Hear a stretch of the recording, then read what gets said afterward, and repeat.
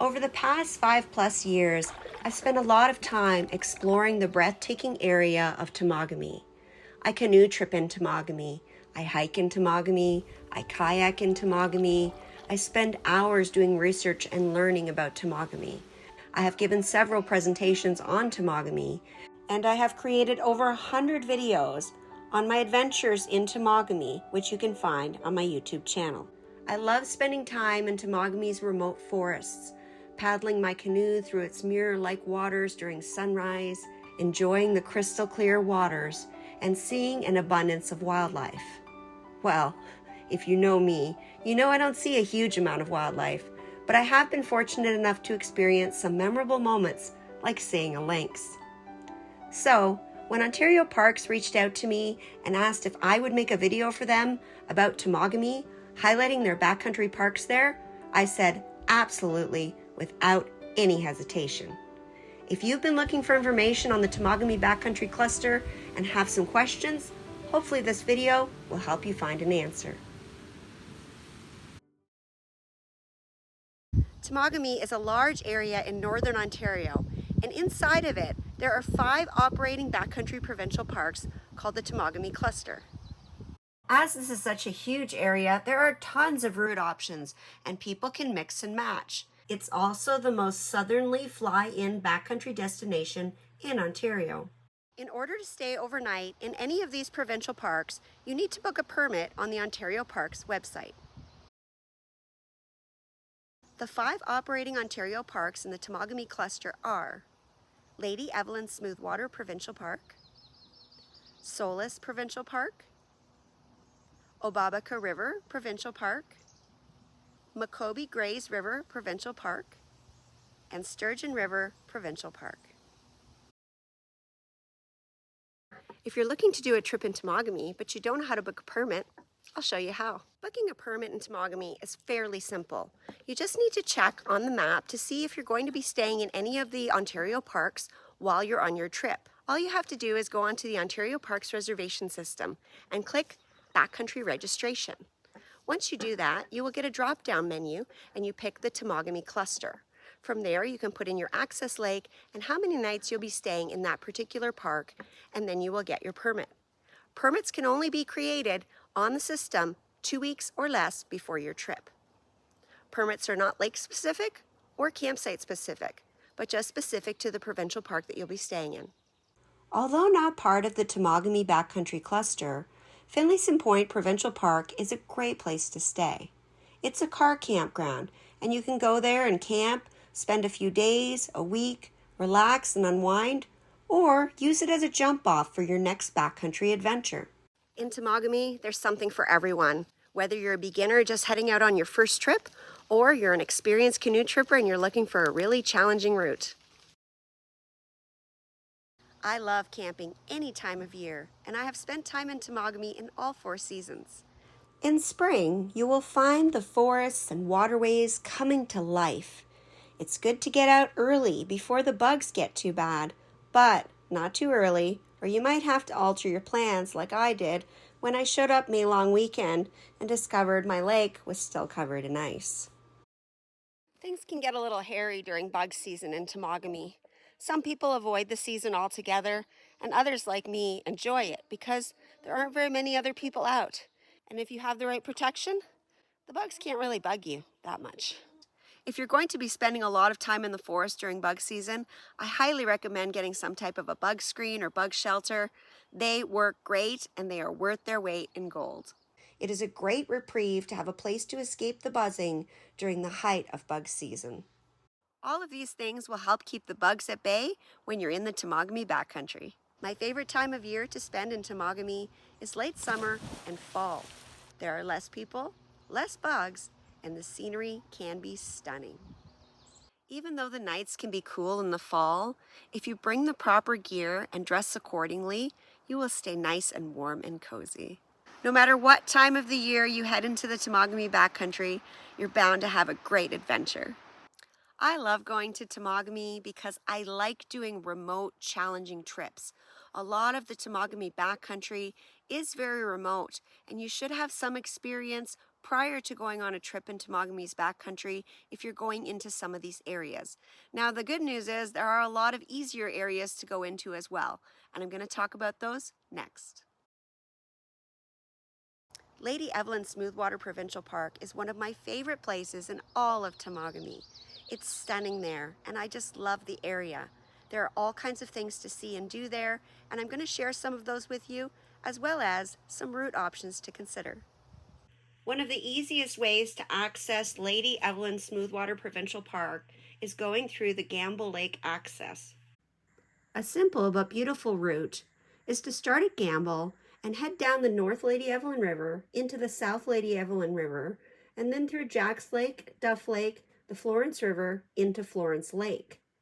There are just a few small liftovers in this route. If the water levels are low later in the season on the South Lady Evelyn River, it might be easier to do the two portages through Dease Lake, a 1 kilometer and a 400 meter. You may also have to do a bit of lining going up White Rock Rapids, but if the water levels are high enough, you can coast right back down them on your way out. During your visit to Florence Lake, you will experience some gorgeous paddling, an old cabin you can explore on Florence Lake, some scenic caves, some gorgeous scenery, and some beautiful landscapes. If you're looking for a bit more of a challenge and you love waterfalls and rocks, you can do what I call the waterfalls route. You will need a shuttle for this route, as you will start at the Gamble Lake access and take out at Sandy Inlet.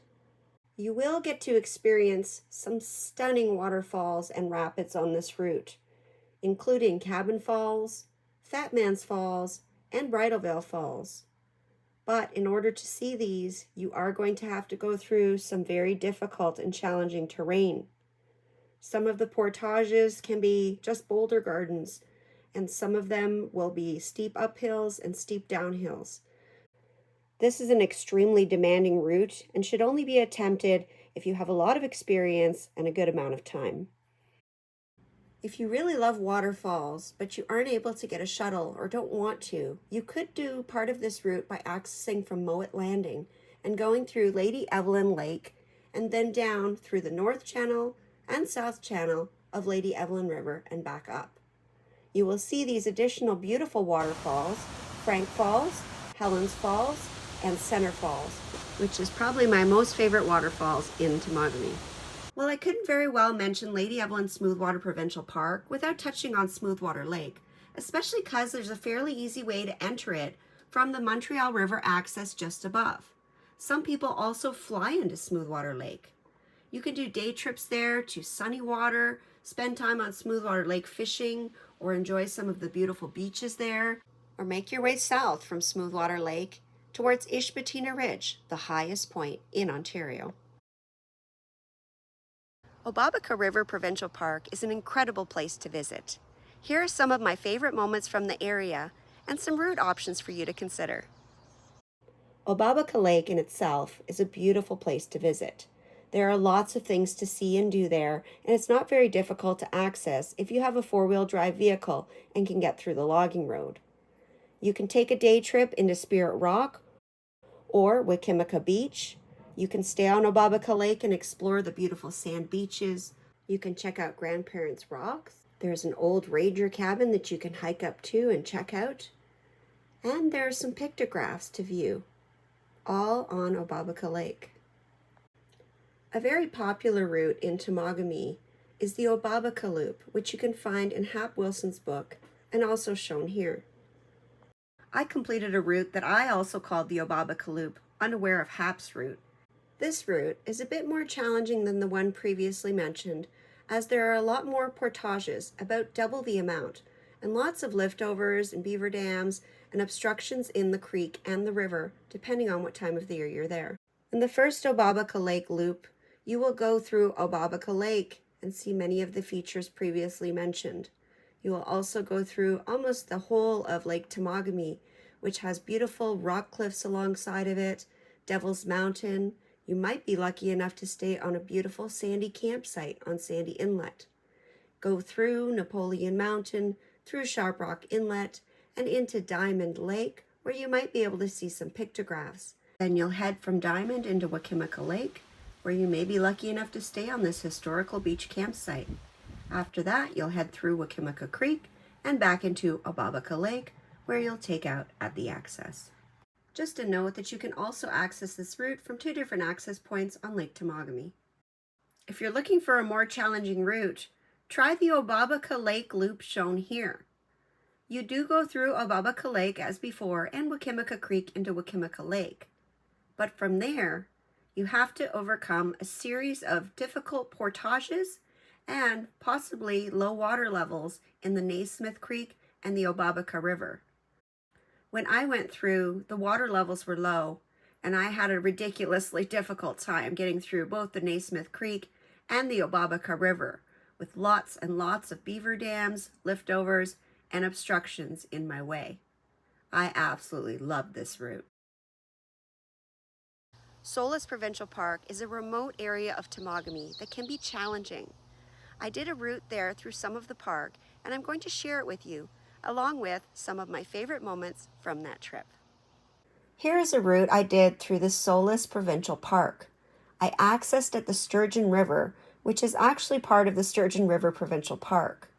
I found a beautiful campsite on Paul Lake, and I was there during Thanksgiving weekend, so the colors were stunning, as was the scenery, all the way through the route. There were some very difficult portages going through into Solace Lake, and a lot of them were full of boulder gardens. But once I got to Solace Lake, it made it all worthwhile, as it was a gorgeous place to be. A few small portages going up into Ener, Biscuit, Broadbent, Tooth, Melanson, and then into Reagan. And then from there I headed to Hamlow and Woods. I had planned on going up to Hike-ish Patina, but the morning that I got up to do so, it started snowing, and I couldn't even see the top of the trees, so I decided to head out a bit early. It was a gorgeous route, though, and I'm so happy that I did it, and I'd love to go back to this area again sometime soon. Temagami has something for everyone, whether you are looking for a remote wilderness park with challenging routes or some simple accesses into gorgeous areas that not a lot of people get to see. Temagami is famous for its pre-Cambrian bedrock, expansive wetlands, towering stands of old-growth forests, and my favorites, clear lakes, stunning waterfalls, and rushing rivers. So what are you waiting for? If you're looking for maps on the area, the Ontario Parks website offers a variety of CRISMAR maps. You can also check the Friends of Temagami website for their FOT planning map. If you're interested in finding a variety of different areas and loops in Temagami, check out my Temagami playlist on my YouTube channel. Another great resource for Temagami routes is Hap Wilson's book, Temagami, A Wilderness Paradise. Thanks so much for checking out my video on Temagami 101. Thanks as well to Ontario Parks for sponsoring the video. Temagami is so stunningly beautiful. I love, love, love being here.